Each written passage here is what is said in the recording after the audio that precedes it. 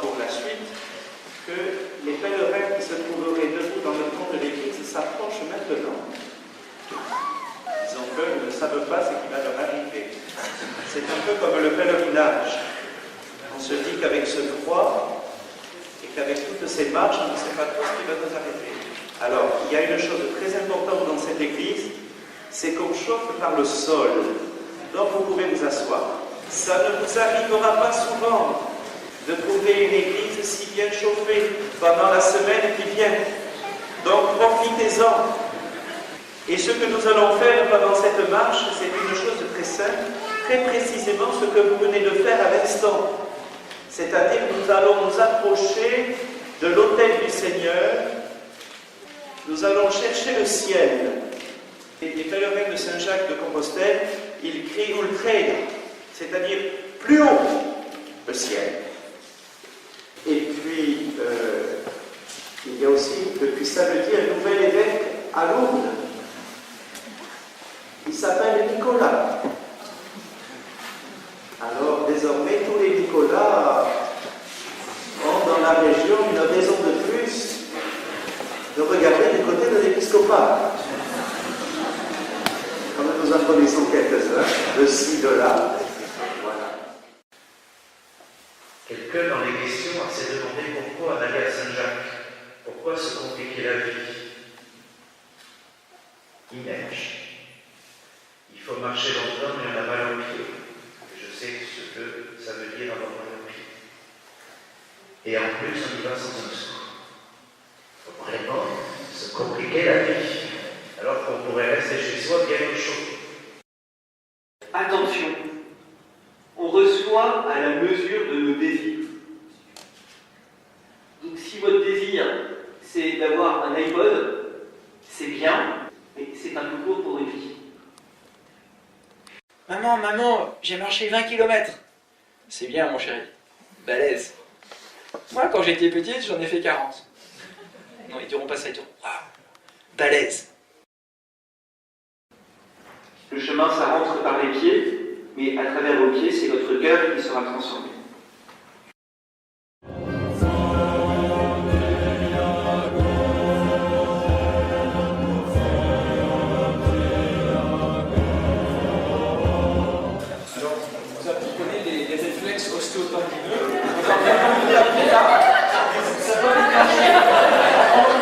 C'est pas un bon patient, hein, mais on va attention, voilà. Je m'appelle Thierry, je suis dans le groupe 3.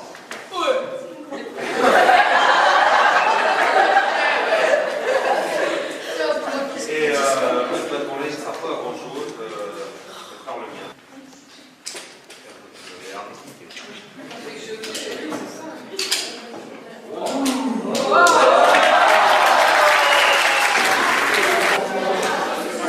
La première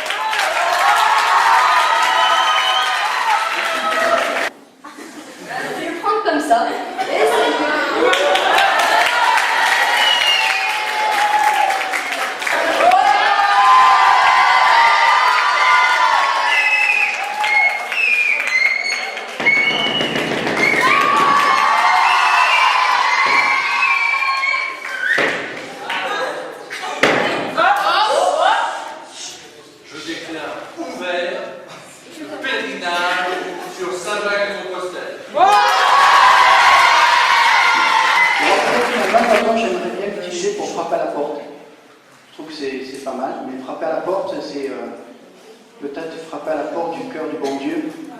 En écoutant cette parole de Jésus, on peut frapper et qu'on nous ouvrira toujours. Voilà. Et durant ce péché, je vais essayer de frapper. En priant, frapper.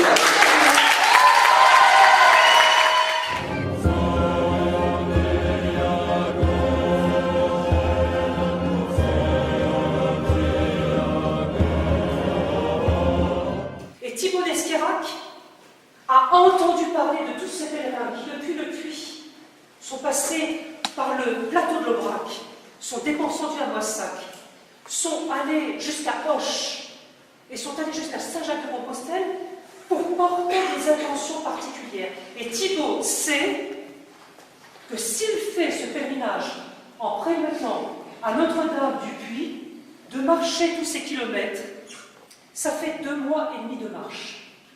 2 mois et demi de marche. Aller jusqu'à Saint-Jacques-de-Compostelle, il pourra ou obtenir la guérison de son fils, ou obtenir la grâce que dans sa famille, portant cet handicap, on puisse vivre avec un cœur qui soit confiant et tout de même dans l'action de grâce.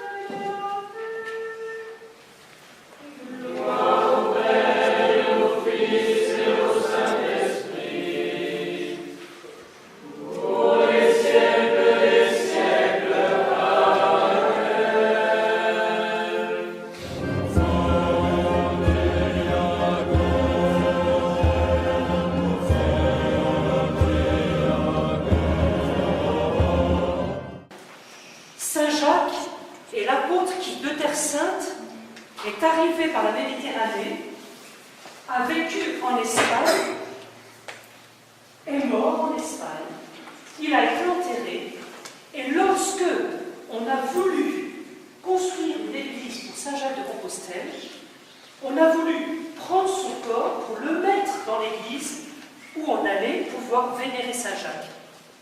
Et quand on a retrouvé son corps, on a déterré son corps, on a trouvé son cercueil avec beaucoup de coquilles. Coquilles autour de son cercueil. C'est comme ça que l'emblème de Saint-Jacques, ce sont les coquilles Saint-Jacques. Les coquilles Saint-Jacques.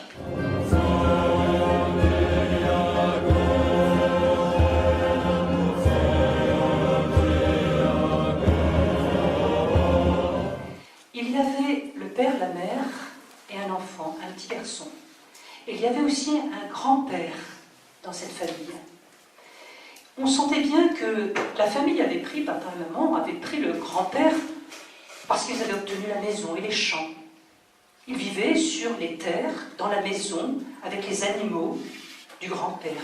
Alors on s'était dit, on gardera le grand-père jusqu'à la fin, normalement. Et puis le grand-père était devenu de plus en plus handicapé, un petit peu gênant, comme le sont de temps en temps les personnes âgées, parce qu'elles parlent toutes seules, ou elles répètent souvent la même chose.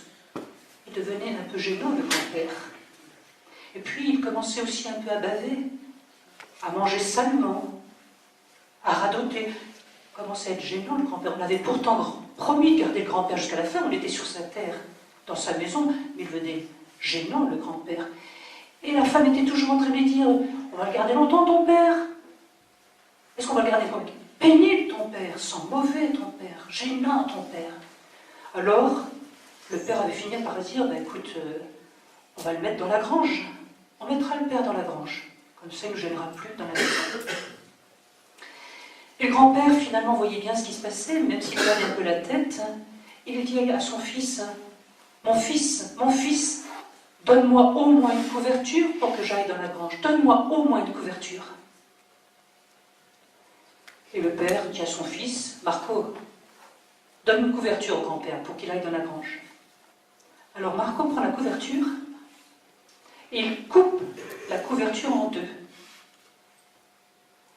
le père lui dit, mais Marco, tu pourrais donner la couverture en entier au grand-père, quand même. Non, mon père.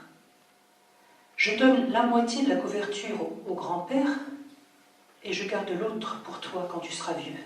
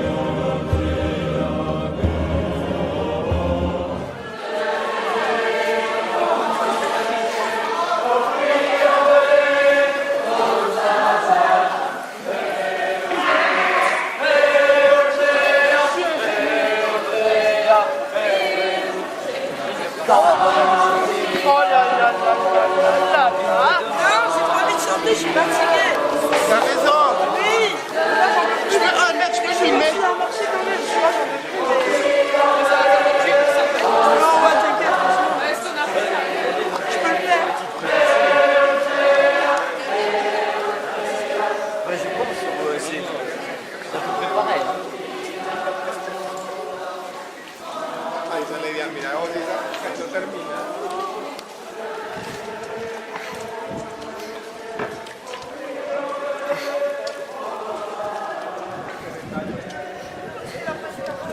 Et nous avons ici une entrée triomphante dans la cathédrale, enfin devant la cathédrale.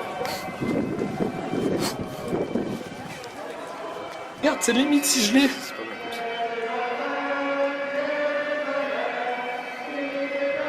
Fais des zooms sur la différence. Ouais, sur les trucs. De toute façon, le son là, ça on le mettra pas.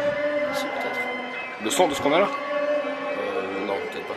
Mais je veux dire, la vidéo, on la mettra sûrement. Quoi. Oui, ça c'est sûr.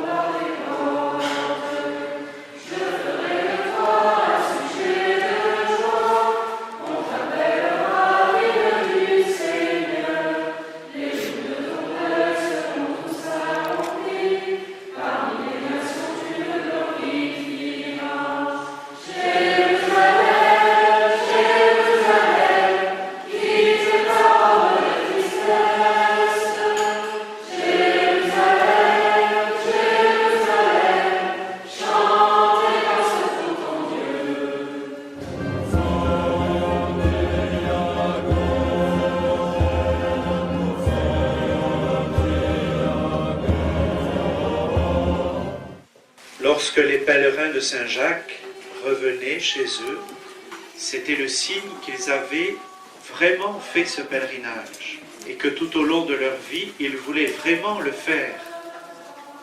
Ils voulaient vraiment chercher Dieu. Ils voulaient vraiment se convertir. Ils voulaient vraiment obtenir cette grâce qu'ils avaient chaque jour demandée avec insistance. Aujourd'hui, à notre tour, nous recevons cette coquille. Nous avons vraiment fait ce chemin.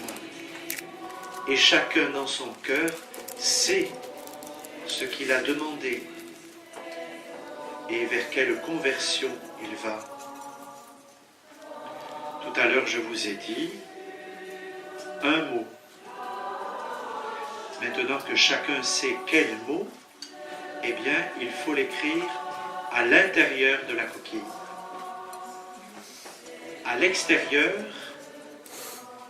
il y a ce qui se voit, cette foi qui est une espérance, c'est la croix, et qui est une force pour notre cœur et notre vie, c'est l'épée.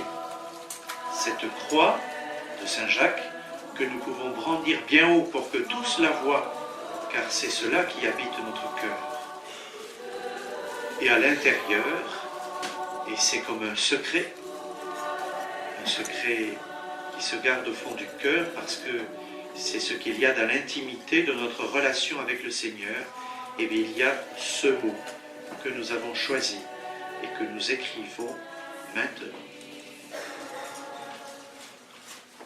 Je n'ai d'autre secours que renaître à l'amour et soumettre ma vie au souffle de l'Esprit. Je n'ai d'autre secours que renaître à l'amour. Je n'ai d'autre espérance que m'offrir en silence au don de ton amour, m'offrir jour après jour. Je n'ai d'autre espérance que m'offrir en silence. Je n'ai d'autre raison que l'amour de ton nom. Mon honneur est de vivre au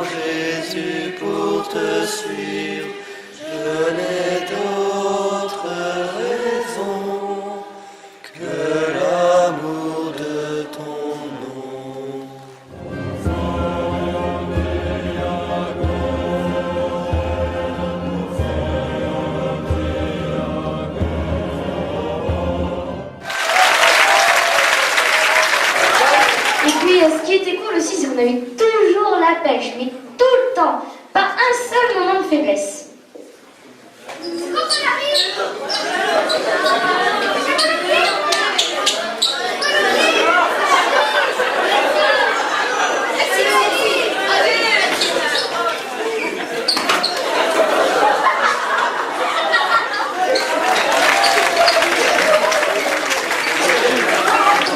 Un seul malade et pas un seul blessé.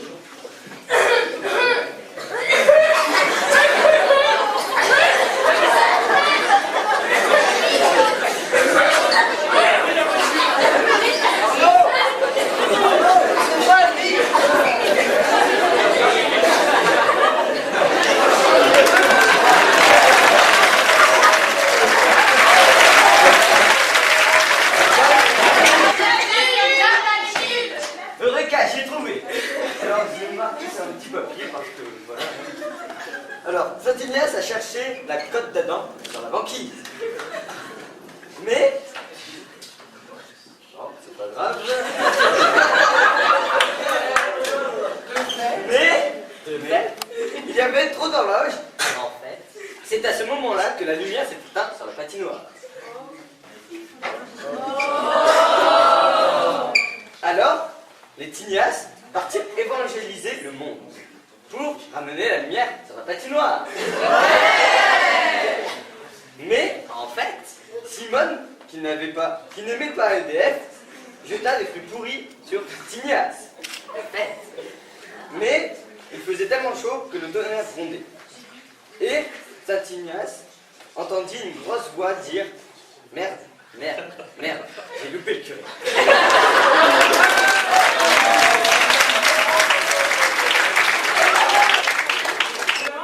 Bon, alors ma grande, mon grand, il faut que tu sois tout de suite connecté. Si tu n'es pas connecté, tu ne vas rien comprendre. Donc, si tu as quelque chose de plus intéressant à dire, viens à ma place si tu veux.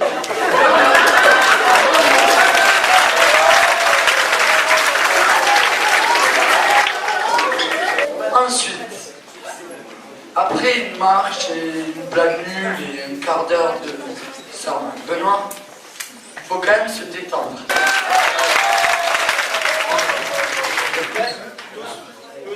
1, 2, 3. La la la la la la la la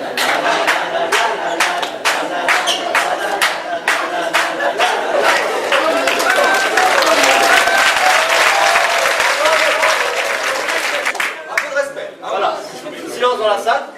On va passer à la séquence difficile. Voilà. Parce que là, il va falloir chanter. Il va falloir chanter. Bon, on ne pas parce que même nous, on ne connaît pas la parole. Il y en a plusieurs.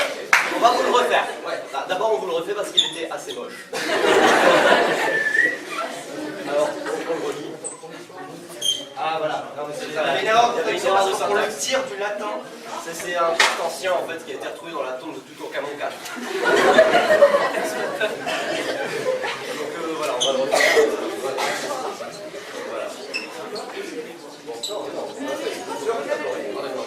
Bon, vous refaites la chorale avec nous, vous êtes prêts? Prêts, échauffement. C'est important, on laisse partir. 3, 2, 1, 0. Nous on prie les lobes, on prie les veilles, on prie la messe, on fait la marche. Et quand le soir on est gelé, on est ravis d'être au réveil.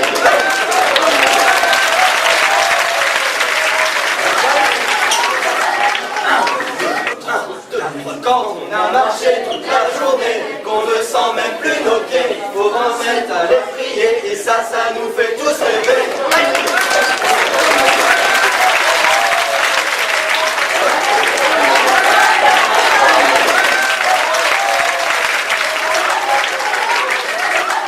Bonjour à toutes et à tous. Alors moi on m'a appelé pour présenter le grand jeu de ce soir. Alors normalement je sais, c'est plus vendeur avec des belles blondes grandes. Alors moi je suis brune, petite et je m'appelle pas Adriana Carambeu. Mais en même temps, je veux vous présenter un jeu qui s'appelle Question pour un pèlerin. Est-ce que vous seriez d'accord? Oui. C'est gentil. Quel est le thème du pèlerinage? Mon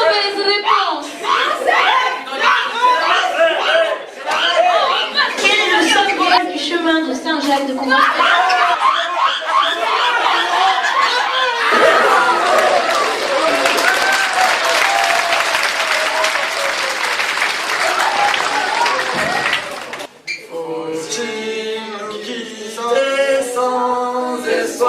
Sans espoir de retour.